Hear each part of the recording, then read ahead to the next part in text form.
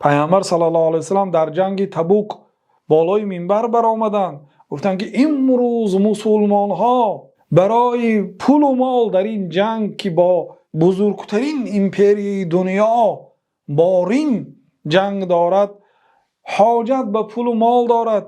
کی مسلمان ها را دستگیری میکند مکافات وی جنت است. حضرت عثمان خستن از جایشان، گفتند که 1000 شتر از جانب من یا رسول الله.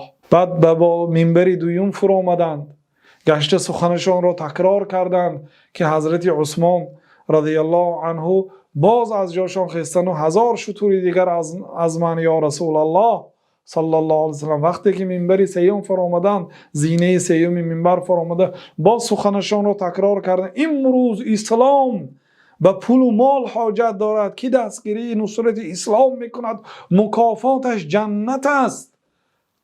یک مراتبه وقتی که یاردم کرد سزاوار جنت شده بود، لیکن بار سیوم از جا خستن حضرت عثمان.